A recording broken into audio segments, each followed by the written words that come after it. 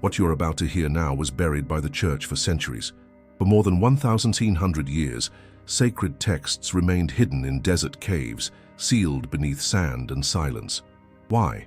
Because they revealed a truth so powerful that it would forever change our understanding of Christ's return.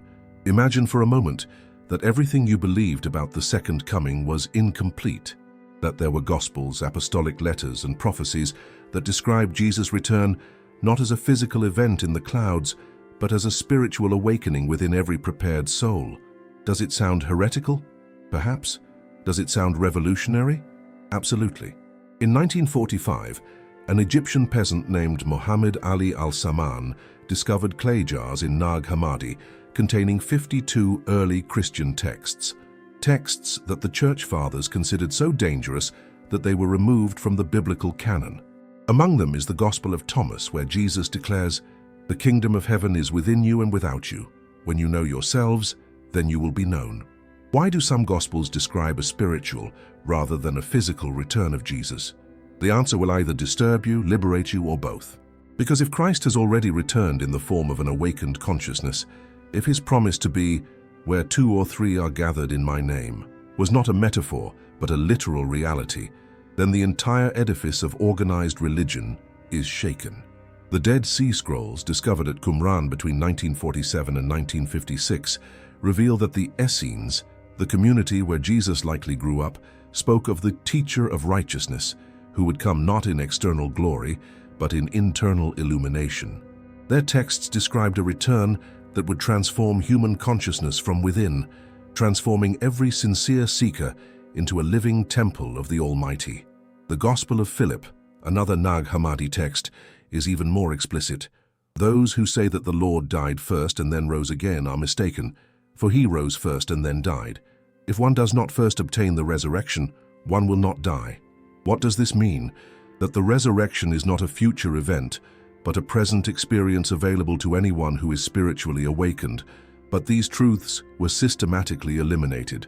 The Council of Nicaea in 325 AD not only defined the divine nature of Christ, but also carefully selected which texts the faithful could access. Gospels that spoke of inner transformation, of Christ as a cosmic principle rather than a unique historical figure, were declared heretical. Saint Irenaeus, Bishop of Lyon in the 2nd century, wrote extensively against Gnostic texts, calling them false gnosis. But what was he really defending? Doctrinal purity or institutional control? His writings reveal a constant concern that the faithful begin to seek Christ directly, without ecclesiastical intermediaries. For 17 centuries, entire generations lived waiting for an external event that had perhaps already begun in their own hearts. Waiting in heaven for what already resided within them, seeking outside for what had always been within. The tragedy is not that Christ has not returned, but that we failed to recognize his presence in the form in which he truly came. Princeton University scholar Elaine Pagels spent decades studying these hidden texts. Her research reveals that early Christianity was far more diverse and mystical than we've been taught. There were Christian communities that practiced direct experience of the divine, speaking of Christ as an inner transformative force, not just an external historical figure. What if all this time, while we were waiting for his return in the clouds, Christ was already returning in the consciousness of those who genuinely sought him? What if the second coming weren't a one-time event in the future, but an ongoing process of spiritual awakening that began 2,000 years ago and continues to expand? This isn't a theory, it's a revelation based on texts that existed long before the institutional church decided what you could and couldn't know about Christ's return. There's something that hurts your soul when you discover that information has been withheld from you. It's not just intellectual curiosity, it's a deep, spiritual wound. It's that visceral feeling that someone decided for you what you should know about your own salvation, about your own eternal destiny. I vividly remember the moment I first read the words from the Gospel of Thomas. If you bring forth what is within you, what you bring forth will save you. If you don't bring forth what is within you, what you don't bring forth will destroy you. It was like a light had come on in a room that had been dark my entire life. Why hadn't anyone told me about this before? For years I grew up with the image of Christ returning in glory, surrounded by angels, judging the living and the dead. A powerful image, no doubt, but one that always generated more anxiety than peace. Would I be prepared? Would I be worthy? Had I done enough good works? The second coming had become a source of fear rather than hope. But the occult texts speak of something completely different. They speak of a Christ who is already here, waiting to be recognized, not in the clouds, but in the depths of your being, not as an external judge, but as an inner light that transforms from within. The Gospel of Philip expresses it beautifully. The light does not come from outside, but emerges from within the illuminated person. This revelation disturbed me deeply, not because it was false, but because it had the unmistakable flavor of truth. How many generations of sincere Christians had lived in spiritual anxiety, waiting for an external event when salvation already resided within them? How many had died without knowing that the kingdom of heaven was not a place to go, but a reality to awaken to? The wound deepens when you understand that this concealment was not accidental. The Church Fathers knew these texts. St. Jerome mentions the Gospel of the Hebrews. Origen quotes extensively from the Gospel of Thomas. Clement of Alexandria speaks of the secret Gospel of Mark.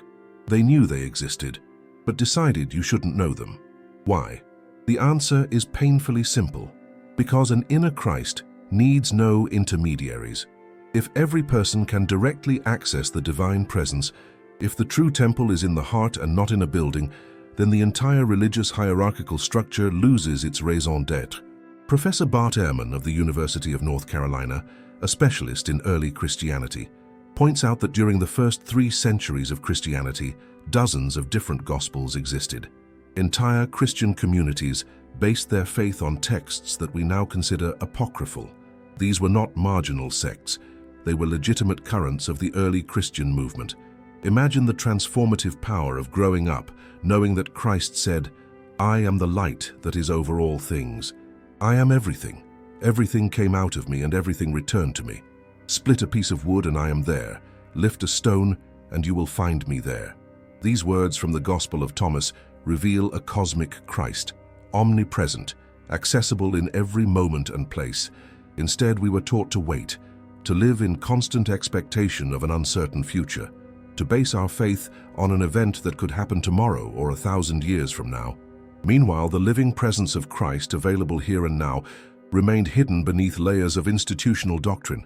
The sadness is that millions of sincere souls lived and died in spiritual hunger, even though the divine banquet was already served within them. They sought in external rituals what they already possessed within. They prayed for Christ to come, unaware that he had already arrived and resided on the sacred altar of their own hearts. This is not a destructive criticism of the Church, but rather a painful call to spiritual honesty. If we truly believe that the truth will set us free, then we must have the courage to confront the truths that have been hidden. We must ask ourselves why texts that spoke of inner liberation were silenced in favor of narratives that generated external dependency. The Gospel of Mary Magdalene, discovered in 1896 but kept quiet for decades, presents Jesus' teaching that the Son of Man is within you. Follow him. Those who seek him will find him. Why don't these words resonate from every pulpit? Why aren't they part of every Christian's basic catechism? The wound hurts because you realize that something precious was stolen from you. Your confidence in your own ability to connect directly with the divine. You were taught that you needed intermediaries when Christ himself had taught that the kingdom was within you. You were convinced that you were unworthy of direct access when the occult texts reveal that you were created as a living temple of the Most High.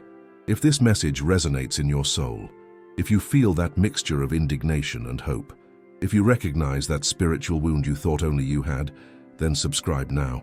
You won't hear this truth anywhere else. We need to form a community of awakened souls who dare to know the full truth about Christ's return. Because what comes next will forever change your understanding of what it means to be a Christian in the 21st century. The texts the Church declared forbidden contain the most extraordinary revelations about the nature of Christ's return. They were silenced, not because they were false, but because they were too powerful. They revealed truths that would radically transform the Christian experience. The Gospel of Thomas, possibly composed in 50 AD, just 2 decades after the crucifixion, contains 114 sayings of Jesus that you never heard at Mass. Saying number 3 is devastating. If those who lead you say, "See, the kingdom is in the sky," then the birds of the sky will precede you. If they say it is in the sea, then the fish will precede you, but the kingdom is within you and outside you. Diocese, do you understand the magnitude of this revelation? Jesus isn't speaking of a future kingdom in heaven, but of a present reality to which you already have access. Christ's return is not an event to await, but a dimension of consciousness to awaken. The Gospel of Philip, discovered in the same Nag Hammadi library, is even more explicit about the spiritual nature of the return. The resurrection is not something that will come at the end of time, but something that is already happening now. Those who have died to this world have already risen. This is not abstract theology. It is practical instruction on spiritual transformation. The 2nd century Acts of John preserves teachings where Jesus declares, "I am not who I appear to those who do not know me. I am many things to many, and what I am is what you are capable of receiving." Here Christ is revealed not as a fixed historical figure, but as an adaptable presence that manifests itself according to the spiritual capacity of the seeker. The Book of Enoch, cited in the Epistle of Jude but excluded from the canon, describes visions of the Son of Man, who comes not to judge from without, but to awaken the dormant divinity in every righteous soul. Enoch sees that the elect will shine like the sun, and the righteous will shine like the light of the firmament. Not destruction, but transfiguration. The secret Gospel of Mark, mentioned by Clement of Alexandria in an authentic 18th century letter discovered in 1973, reveals secret initiations that Jesus performed for advanced disciples.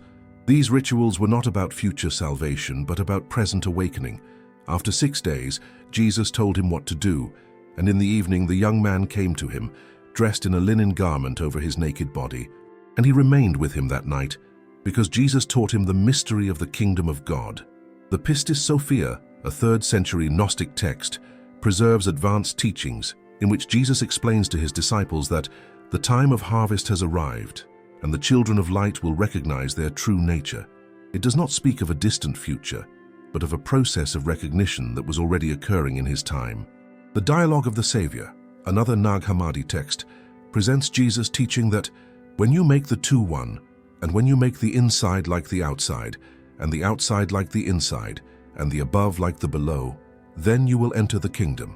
This is pure spiritual alchemy, specific instructions for the inner transformation that constitutes the true return of Christ. The Gospel of Truth, attributed to the Gnostic Valentine, describes the process of spiritual awakening with extraordinary poetic beauty. The Son came in the form of the flesh to manifest the way, which is the restoration on high.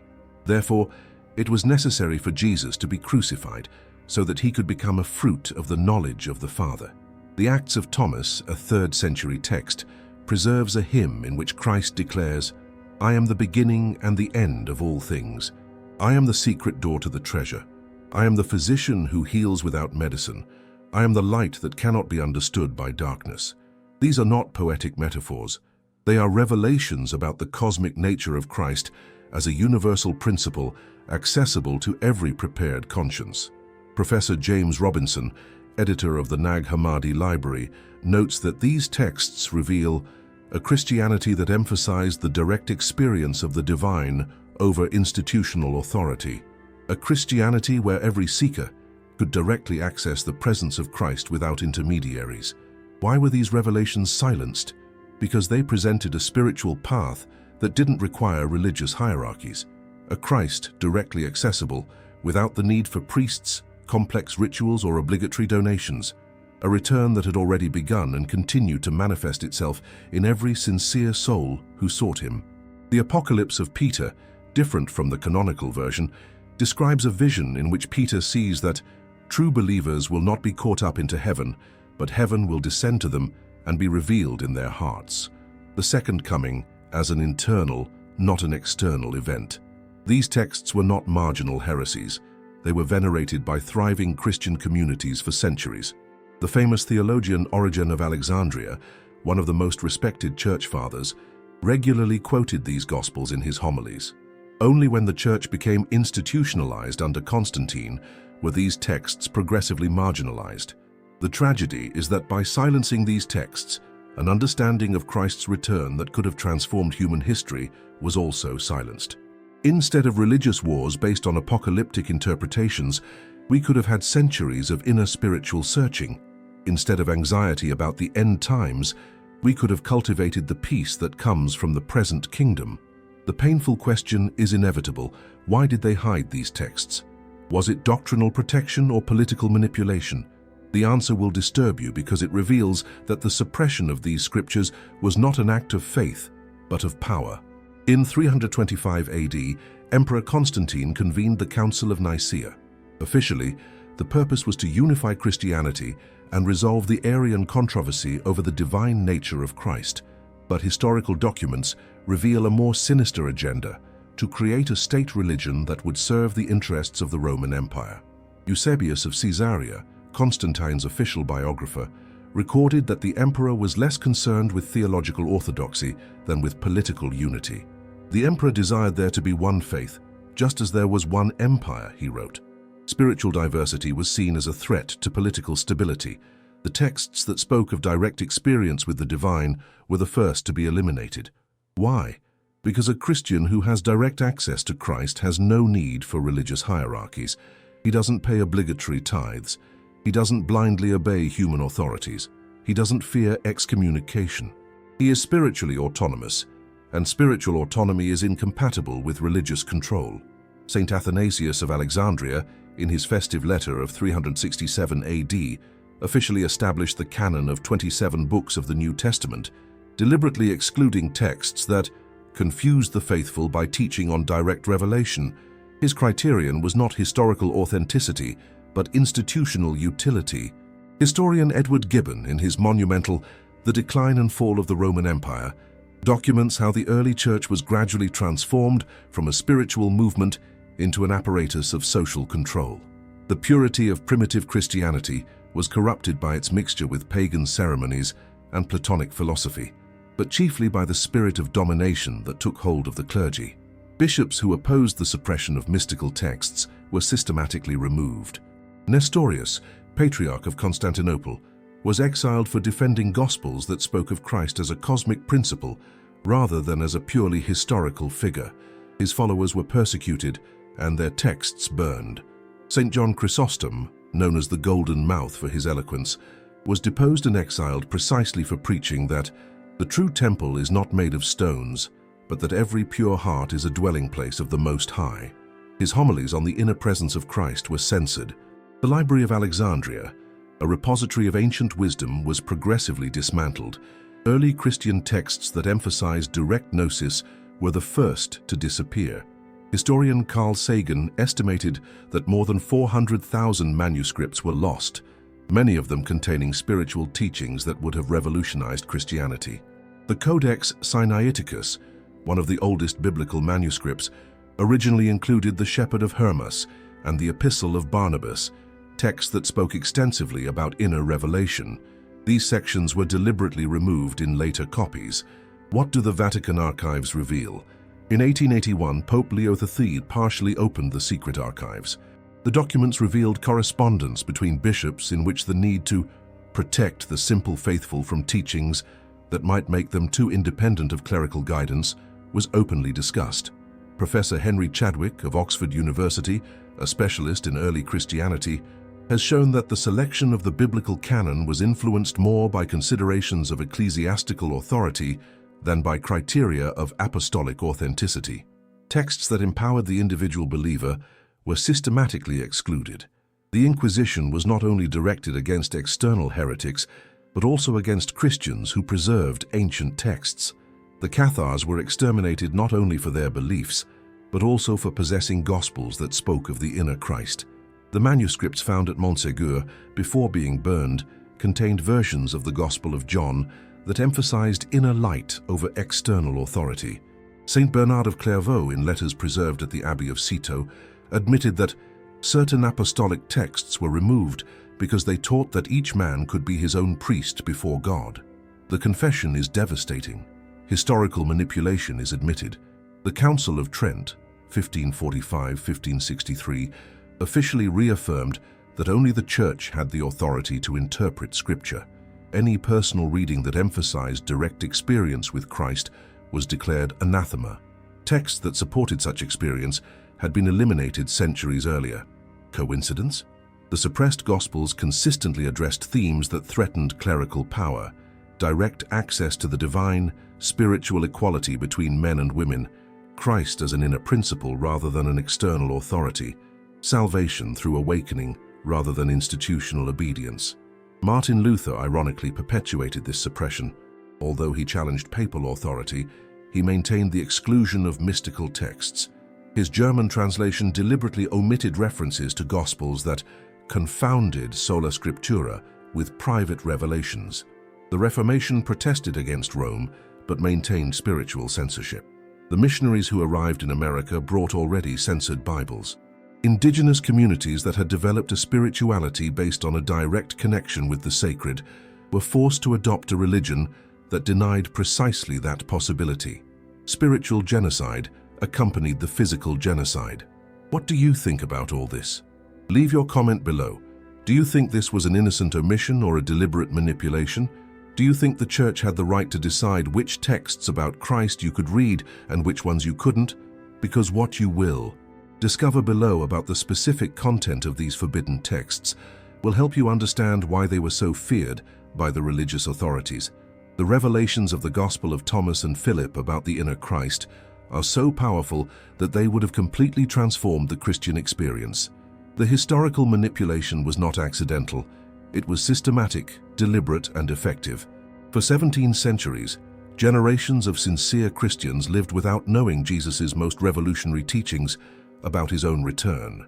The most profound revelations about Christ's return as an inner experience come from the Gospel of Thomas and the Gospel of Philip. These texts speak not only of a historical Christ, but of a cosmic principle that can manifest itself in the prepared human consciousness. The Gospel of Thomas presents Jesus' teaching, when you make the two one, when you make the inside like the outside and the outside like the inside, and the above like the below, and when you make the male and the female one, then you will enter the kingdom. This is not a future promise. It is a present instruction for spiritual transformation. What does it mean to make the two one? The Desert Fathers' commentaries reveal that it refers to the unification of human and divine consciousness. It's not that Christ comes from outside to dwell within you, but rather that you awaken to the reality that you were never separate. Christ's return is the return of your own divine nature to consciousness. Saying 70 from the Gospel of Thomas is devastatingly clear. If you give birth to what is within you, what you have will save you. If you do not have that within you, what you do not have within you will kill you. Salvation does not come from outside through a future event, but from within through a present awakening. The Gospel of Philip explains this process with extraordinary technical precision. Those who say they will first die and then be resurrected are mistaken.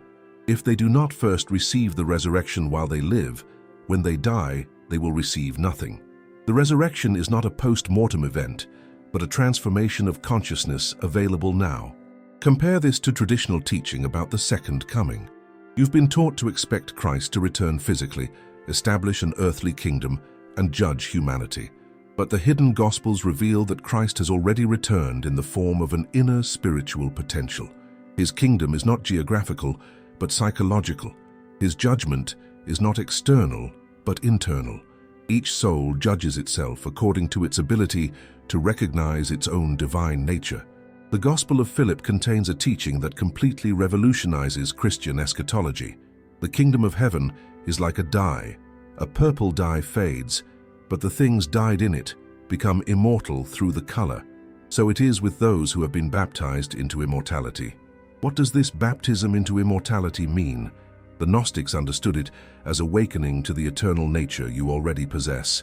It's not that you gain immortality after death, but rather that you recognize the immortality you already are. The return of Christ is the return of this consciousness of eternity to your present experience. Saying 108 of the Gospel of Thomas presents Jesus declaring, "Whoever drinks from my mouth will become like me, and I will become like him, and hidden things will be revealed to him." This is not legal adoption as a child of God, but ontological transformation. You become what Christ is, a conscious expression of divinity.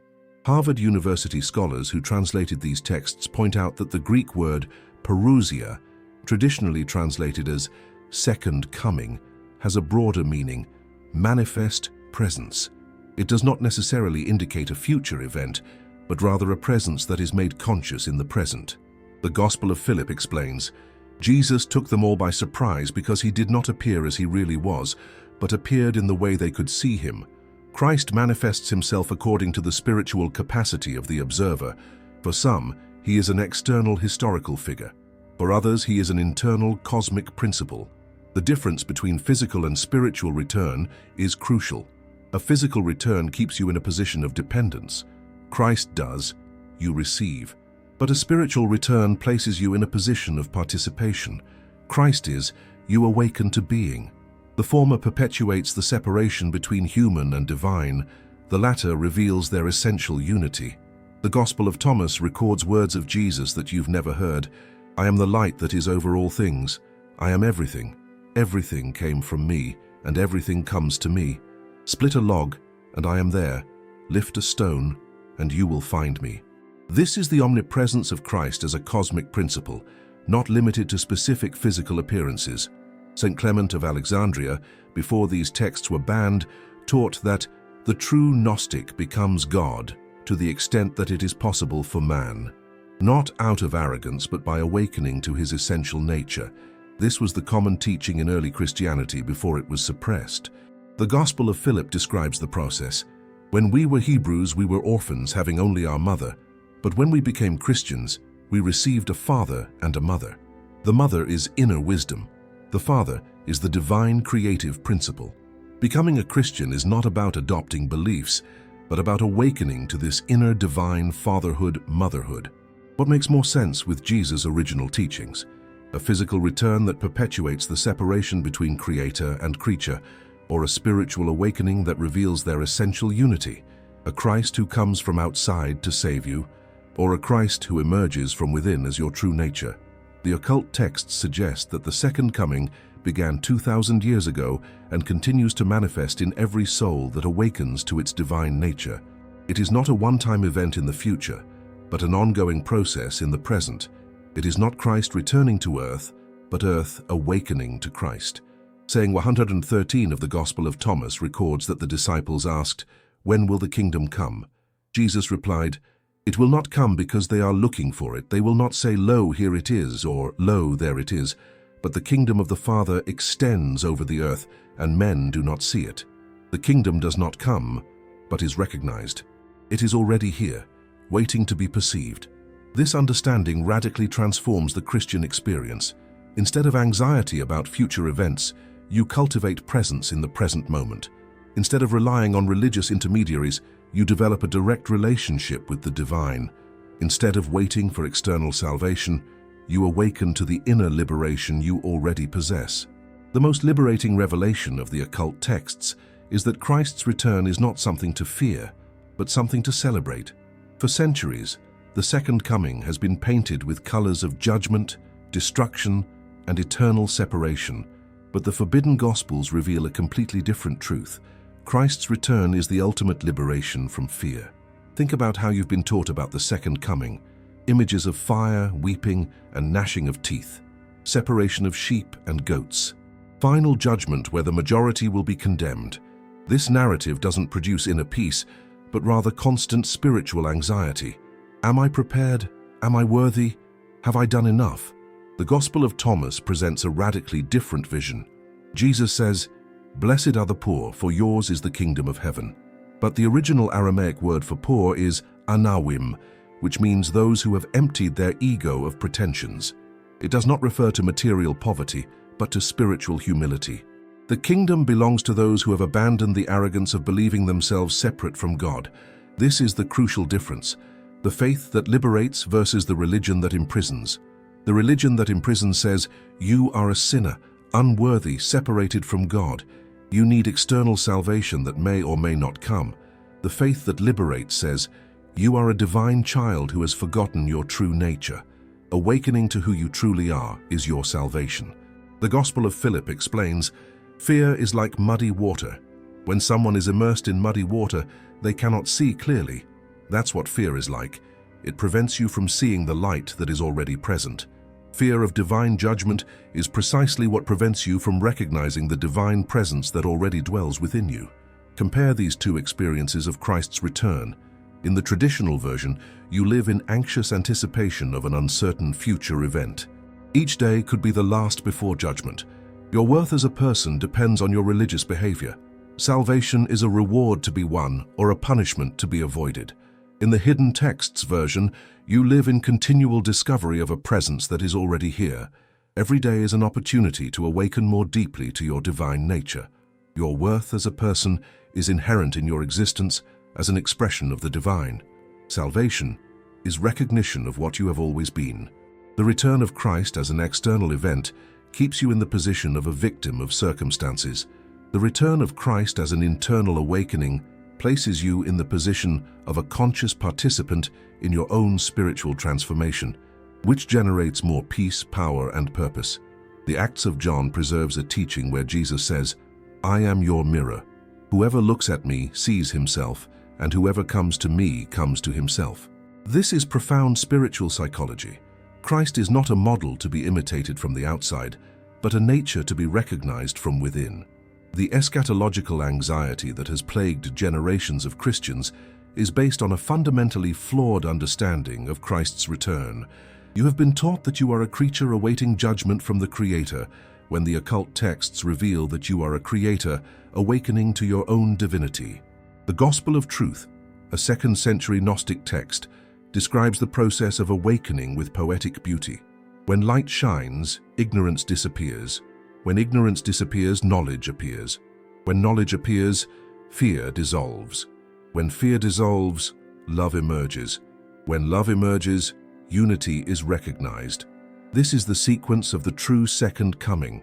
Not external destruction, but internal transformation. Not divine judgment, but human recognition. Not separation between the saved and the damned, but the integration of all humanity into his essential divine nature. The fear of Christ's return is based on the illusion of separation. If you are truly separated from God, then his coming could mean punishment. But if you were never separated, if the separation was only a temporary forgetting of your true nature, then his return is simply a remembrance of who you have always been. The Gospel of Philip contains a remarkable teaching. God created man, and man created God. So it is in the world. Men create gods and worship their creations. It would be more appropriate for gods to worship men. This is not blasphemy, but recognition that your image of God reflects your level of self-knowledge. If you see yourself as a miserable worm, you will create a severe and punishing God. If you recognize your divine nature, you will recognize God as pure love. Christ's return does not change God, but rather transforms your perception of God and yourself. The religion of fear says, Christ is coming to judge you. The spirituality of liberation says, Christ is coming as you, awakening within you. The first paralyzes you with anxiety. The second energizes you with purpose. Imagine living knowing that the cosmic Christ is already present in your consciousness, waiting to be recognized. That every moment is an opportunity for direct communion with the divine. That your life is not a test to pass, but an expression to manifest. That the kingdom of heaven is not a place to go, but a reality to awaken to.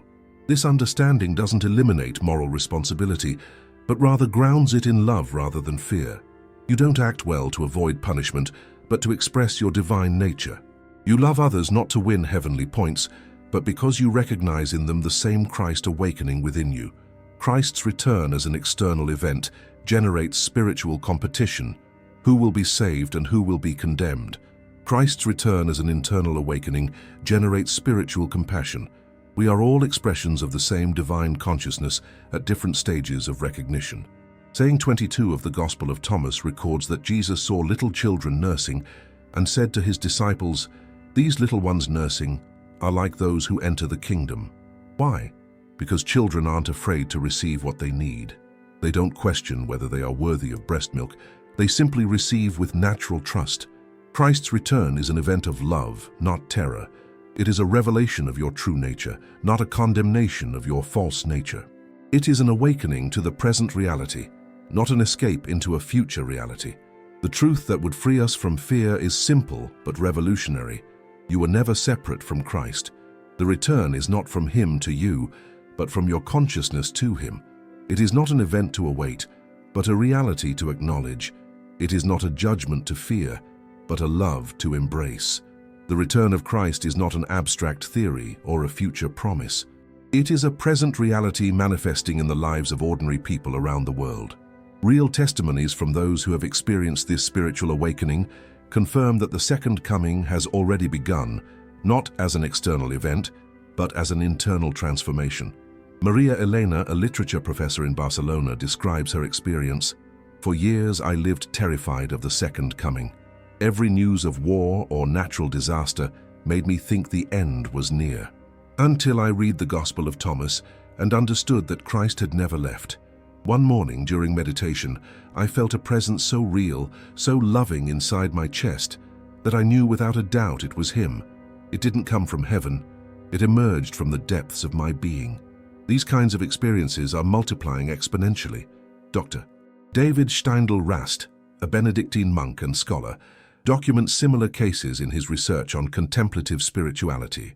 We observe a growing phenomenon of people reporting direct encounters with the Christ presence, not as an external vision, but as an internal recognition of a reality that was always present.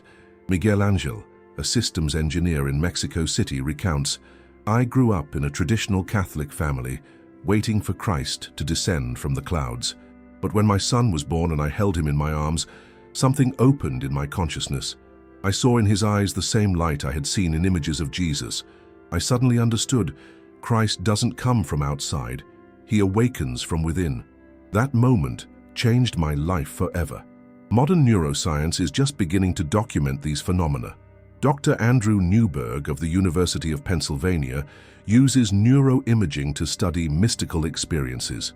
His research reveals that during these Christ awakenings, areas of the brain associated with unconditional love, ego transcendence, and the perception of cosmic unity are simultaneously activated. Sarah Williams, a single mother in London, describes her transformation. "After reading about the inner Christ in Gnostic texts, I began to seek that presence in my daily life. One evening, while comforting my daughter after a nightmare, I felt that it was not me comforting her, but Christ through me. Since then, every act of genuine love becomes an encounter with the divine." Professor Richard Rohr, a Franciscan and author of more than 20 books on spirituality, observes that we are witnessing a massive spiritual awakening where people of all denominations are rediscovering the cosmic Christ that Paul describes in his letters. It is not that Christ is returning, but that humanity is awakening to his constant presence. Ana Sofia, an artist in Buenos Aires, shares, "For years I searched for God in churches, retreats, and conferences, until one night, while painting in my studio, I experienced something indescribable. It was as if each brushstroke was guided by an infinite, loving intelligence. I understood that Christ is not a person who appears, but rather divine creativity that expresses itself through us when we open ourselves." The patterns are consistent in these testimonies. First, questioning of traditional interpretations of the second coming. Second, exposure to spiritual texts that speak of the Christ within. Third, direct experience of divine presence in everyday situations. Fourth, ongoing transformation of understanding about the nature of Christ and the return. Dr. Eckhart Tolle, a spiritual author whose teachings have impacted millions, describes his own awakening. "One night of deep depression, something in my consciousness shifted. The person I had thought I was simply gone, and what was left was pure presence, unconditional love, a peace that surpasses all understanding. Years later, I realized that I had experienced what Christian mystics call being born again, or what we might call the return of Christ in consciousness. These experiences are not limited to traditional Christians. Roberto Chen, a practicing Buddhist in Hong Kong, recounts, "Although my background is Eastern, I had a profound encounter with what I can only describe as the presence of Christ. During deep meditation, a golden light appeared, accompanied by such intense love that it completely transformed my perception of reality. Christ transcends religious barriers and manifests in any sincere heart." Dr.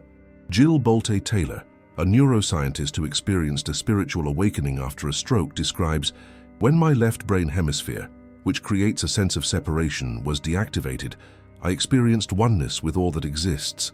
It was as if I had woken up in the kingdom of heaven that Jesus described, not as a place but as a state of consciousness available here and now. Testimony after testimony reveals the same pattern. Christ's return is not an event to be awaited in the future, but a reality to be recognized in the present. It doesn't require external changes in the world, but rather an internal transformation of consciousness. It doesn't depend on apocalyptic signs, but on spiritual openness. Dr. Matthew Fox, theologian and author, documents this global phenomenon. I receive letters from people on every continent describing similar experiences of awakening to the cosmic Christ. It is as if human consciousness is evolving toward direct recognition of our divine nature. The return of Christ is truly the awakening of humanity to its true identity. The most powerful testimonies come from people who experience transformation in ordinary circumstances. Lisa Thompson, a nurse in Chicago, recounts, "Caring for terminally ill patients, I began to sense a loving presence accompanying each transition. It wasn't something I did, but something being done through me. I realized that Christ is not a distant historical figure, but a present love manifested in every act of genuine compassion. These are not isolated cases or extraordinary experiences reserved for advanced mystics. They are testimonies of ordinary people who discovered the truth revealed by the occult texts. Christ never left. He was only waiting to be recognized. His return is not a future event, but a present awakening available to anyone willing to seek him within themselves. The collective spiritual awakening we are witnessing confirms the prophecies contained in the forbidden Gospels. They do not speak of external destruction, but of internal transformation. They do not predict the end of the world, but rather the awakening of the world to its divine nature. Christ's return has already begun, and you can be part of it. The prophecy of Christ's return was deliberately rewritten to generate fear instead of hope, dependence instead of empowerment. The original prophecies didn't speak of apocalyptic destruction, but of massive spiritual enlightenment. Why doesn't anyone want to talk about this? Because it would reveal that for centuries, we've been sold a distorted version of the truth. The Book of Enoch, cited by Jude in the New Testament but excluded from the canon, contains radically different prophecies about the end times. Instead of describing global catastrophes, it speaks of the awakening of the elect who will shine like the light of the firmament and guide many to righteousness. Not external destruction, but internal transformation. Compare these two versions of the prophecy. The official version tells you that the end times will be of tribulation, war, pestilence, and death. That few will be saved, and many will be condemned. That you should fear Christ's return because it could mean your eternal destruction. The original version, preserved in hidden texts, speaks of the era where humanity will awaken to its divine nature, where the knowledge of the Lord will cover the earth as the waters cover the sea, where each person will recognize their essential unity with the divine. Not tribulation, but enlightenment. The Apocalypse of Peter, unlike the canonical version, describes visions where the righteous will not be plucked up from the earth, but the earth will be transformed by their presence. The second coming is not seen as an escape from the world, but as a transfiguration of the world through a collective spiritual awakening. Why was the prophecy rewritten? Because a humanity that awaits external salvation is controllable. A humanity that awakens to its inner power is uncontainable. The prophecy of fear keeps the masses dependent. The prophecy of awakening liberates them towards spiritual autonomy. St. John on Patmos had authentic visions, but the interpretation of those visions was filtered through the Jewish apocalyptic mentality of his time. Symbols of spiritual transformation were interpreted as literal events of physical destruction. The fire that purifies the soul became flames that consume cities. Scholar John Dominic Crossan, co-founder of the Jesus Seminar, has shown that many apocalyptic prophecies in the New Testament were inserted decades after the original texts. The eschatology of terror was a later addition, not an original teaching of Jesus, he concludes in his research. The Sibylline oracles, Judeo-Christian prophetic texts from the early centuries, originally spoke of a golden age where wolves and lambs will graze together, not as an external miraculous event, but as a result of the awakening of human compassion, the prophecy of world peace through inner transformation. Why do churches perpetuate this version of fear? Because it generates donations. A congregation terrified by the end times contributes generously to the Lord's work. A congregation at spiritual peace doesn't need to buy its salvation. The Gospel of Thomas contains prophecies you've never heard. Jesus said, "If those who lead you say to you, 'See, the kingdom is in heaven,' then the birds of the sky will precede you. If they say to you, 'It is in the sea,' then the fish will precede you. But the kingdom is within you and outside you. When you know yourselves, then you will be known, and you will know that you are children of the living Father." This is a prophecy of recognition, not destruction. It predicts that humanity will awaken to the kingdom that has always been present but hidden. It doesn't speak of external catastrophic events, but of transformative inner revelations. The Nag Hammadi texts contain the apocalypse of Adam, a Gnostic prophecy that describes the kingless generation that will appear in the end times. It does not refer to political anarchy, but to human beings who have awakened to their divine nature and no longer need external religious authorities to access the sacred. Where in the world are you watching this video from? Comment below. This truth is awakening hearts all over the planet, because the original prophecies don't speak of localized events, but of a global awakening, not of selective salvation, but of universal enlightenment. The rewriting of the prophecies was so systematic that even key terms were altered. The Greek word apocalypse simply means revelation or unveiling, but it was associated with destruction and catastrophe. The true apocalypse is the discovery of your divine nature, not the destruction of the physical world.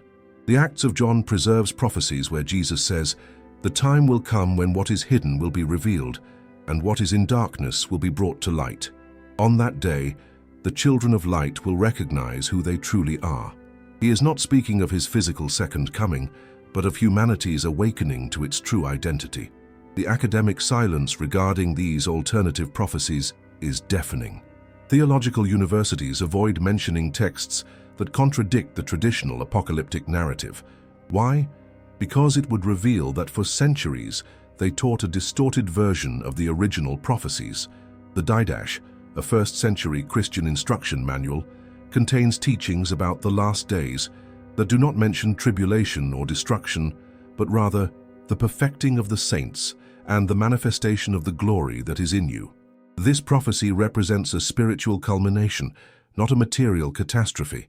The Dead Sea Scrolls reveal that the Essenes anticipated the period of purification not as an external punishment, but as an internal process where each soul would recognize its inner light. Their texts speak of the last days as the days of mass spiritual awakening. Why does no one want to talk about these alternative prophecies? Because they would reveal that the version of fear was a later construction, not an original teaching. Because they would show that Christ's return was prophesied as an inner awakening, not an external event. Because they would transform the Christian hope of escape from the world into a transformation of the world. The rewritten prophecy keeps humanity in a state of victimhood, awaiting external salvation. The original prophecy empowers humanity as an agent of spiritual transformation. The first generates passivity. The second inspires action. The first cultivates fear. The second sows hope. Christ's return was prophesied as the moment when humanity would remember its divine nature, when every knee would bow, not out of obligation, but out of recognition, when every tongue would confess, not out of fear, but out of love, when the kingdom of heaven would manifest itself not as a distant place, but as a present reality. These prophecies weren't eliminated because they were false, but because they were too true, too liberating, too empowering. Humanity awakening to its divinity is the most transformative event imaginable, and also the most feared by those who benefit from spiritual control. If you've come this far, if each revelation has resonated deep within you, if you feel something ancient awakening in your consciousness, then you must consider an extraordinary possibility, that you didn't come to this knowledge by chance, that being part of this revelation could be your true mission on earth. The occult texts speak of the called ones who would appear in the end times to restore the lost teachings, not as a superior spiritual elite, but as souls who would remember their original purpose, to be bridges between heaven and earth, facilitators of collective awakening, bearers of Christ's light in a world that had forgotten its true nature. The Gospel of Thomas records Jesus' words that take on new meaning. be sojourners. Become those who cross from one state of consciousness to another, who help others make the same transition. This is not referring to traditional evangelization, but to authentic spiritual awakening. What if your spiritual restlessness, your constant search for deeper truths, your dissatisfaction with superficial religious answers were signs that you are part of this special generation? What if your soul had chosen to incarnate precisely at this time to participate in Christ's return as a collective awakening? The Gnostics spoke of seeds of light planted in certain souls before birth. These seeds would remain dormant until the opportune moment for revelation arrived. Your resonance with these hidden teachings could be evidence that one of those seeds is germinating in your consciousness. The Apocalypse of John, in its original uncensored version, speaks of the 144,000 sealed not as a literal number, but as a symbol of those who would have awakened to their Christ nature and dedicated their lives to facilitating the awakening of others. A silent army of conscious souls working for planetary transformation. But here comes the crucial question. Are you willing to accept this responsibility? Because awakening the Christ within is not just a personal privilege, but a collective mission. Once you recognize your true nature, you automatically become an instrument of awakening for others. Mission doesn't require preaching from pulpits or founding religious organizations. It manifests itself in much more subtle but powerful ways, living from Christ consciousness in every daily interaction, being a presence of peace in the midst of chaos, radiating unconditional love that awakens the same love in other hearts. Mary Magdalene, according to Gnostic texts, was commissioned by Jesus to teach the disciples what I have taught you. Her mission was not to establish churches, but to transmit the gnosis of the inner Christ. Every person who awakens to this truth automatically receives the same commission. The Gospel of Philip contains specific instructions. He who has received the light must become a light for others, not by compulsion, but by nature. Light cannot help but shine. Your spiritual awakening automatically makes you a beacon for others navigating the darkness of spiritual oblivion. Do you feel the weight and beauty of this responsibility? You are not a cosmic accident or a random product of biological evolution. You are a conscious expression of divinity, incarnated with a specific purpose, to facilitate the return of Christ in human consciousness. Current times are no coincidence. The global crisis of values, the massive spiritual awakening, the questioning of traditional religious authorities, the collective hunger for authentic spiritual experiences, all form the perfect setting for the manifestation of the called. Your mission begins with your own transformation. Every moment of recognition of your Christ nature, every experience of unconditional love, every moment of peace that transcends external circumstances contributes to the morphogenetic field of planetary awakening. Biologist Rupert Sheldrake demonstrated that when a critical number of individuals in a species learn something new, that knowledge becomes accessible to the entire species. Applied spiritually, when enough human beings awaken to the Christ within, the awakening will become contagious globally. Are you one of those pioneers? Is being a catalyst for collective awakening part of your mission? The signs are everywhere. Your resonance with these teachings, your hunger for profound spiritual truths, your dissatisfaction with superficial religiosity, your ability to see beyond appearances to the divine essence. The mission isn't grandiose in worldly terms. It doesn't require fame, public recognition, or a massive following. It's accomplished silently, moment by moment, interaction by interaction, simply by being who you truly are, a conscious expression of the cosmic Christ. Every time you respond with love, where others would respond with fear, you facilitate awakening. Every time you remain at peace while others are agitated, you radiate the Christ presence. Every time you see divinity in someone who cannot see it in themselves, you plant seeds of recognition. The occult texts reveal that Christ's return does not depend on external supernatural intervention, but on sufficient human beings awakening to their inner divine nature. Each individual awakening contributes to the collective awakening. Your transformation is a planetary service.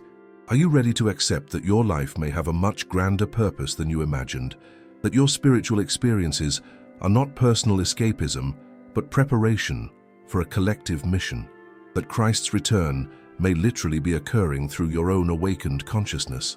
The call doesn't come with guarantees of comfort. Awakening means responsibility. Seeing the truth means sharing it. Recognizing your divinity means helping others recognize theirs. It is the beautiful and terrible price of authentic enlightenment, but it is also the only way of life that truly satisfies the soul, because you were created for this. Your deepest essence is Christ. Your truest mission is to facilitate his return in human consciousness. Everything else is a distraction from your true purpose. The world is waiting, even if you don't consciously know it. It's waiting for you to fully awaken so you can help awaken others.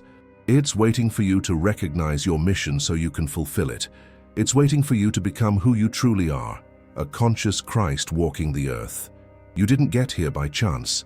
If you're seeing this through to the end, if each revelation has ignited something in your soul, if you feel an ancient truth awakening in your consciousness, it's because something within you has already recognized the authenticity of what you've heard. This is not the end of your spiritual awakening, but the beginning of a journey that will completely transform your understanding of Christianity, Christ, and your own divine nature. What you have discovered about Christ's return as an inner awakening is only the surface of even deeper revelations that await you. For 17 centuries, these truths remained hidden. Entire generations lived and died without knowing that the kingdom of heaven was not a distant place, but a reality present within them. They were unaware that Christ was not merely an external historical figure, but an internal, directly accessible cosmic principle. But you have the extraordinary privilege of living in the era of the Great Awakening, at a time when these hidden texts are being revealed en masse, when humanity is ready to rediscover the original teachings about the nature of Christ's return. However, this knowledge comes with responsibility. Once you know that the Christ within is reality, you can't live as if it were just theory. Once you understand that its return is the awakening of your own consciousness, you can no longer passively wait for it to come from outside. The awakening that has begun within you needs to be cultivated, deepened, and integrated into every aspect of your daily life. You need practical spiritual tools to develop this direct relationship with the Christ presence you now know resides within you. That's why I've prepared specific content that will guide you step by step through this awakening process. Videos that will explore each of the hidden Gospels in depth. Practical teachings on how to cultivate the direct experience of the Christ within. Meditations based on the methods used by early Gnostic Christians. Subscribe now and continue your journey of revelation. The next video is already waiting for you on your screen, revealing even deeper secrets about the texts the Church deemed too dangerous for you to know, because this isn't information you'll find in traditional theological seminaries. It's not knowledge you'll hear from conventional pulpits. It's revelation meant for this specific moment in history, for specific souls who are ready to receive it. Your soul guided you here because it is ready for the next level of spiritual awakening. It is ready to directly experience what the occult texts describe. It is ready to become a conscious expression of the cosmic Christ in the world. Don't let this opportunity slip away in the daily grind. Spiritual awakening requires constant commitment, deep study, and disciplined practice. But the rewards are endless. Peace that surpasses all understanding, unconditional love that transforms every relationship, and divine purpose that gives meaning to every moment. Join our community of awakened souls who dare to know the full truth about Christ's return, who are not satisfied with censored versions of history's most powerful spiritual teachings, who seek a direct experience of the divine, not just beliefs about it.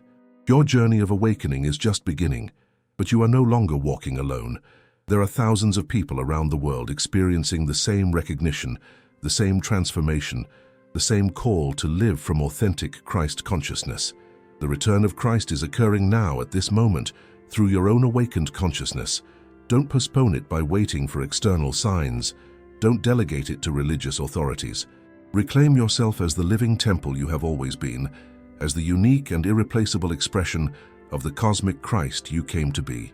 Subscribe, share your experience, and share this revelation with those ready to receive it. Because awakening is contagious, and your transformation can be the catalyst for the awakening of others. The next video awaits you. Your awakening awaits you. The Christ within is waiting for you. Don't keep your soul waiting any longer. Thank you for watching this video until the end. We will see you in the next video.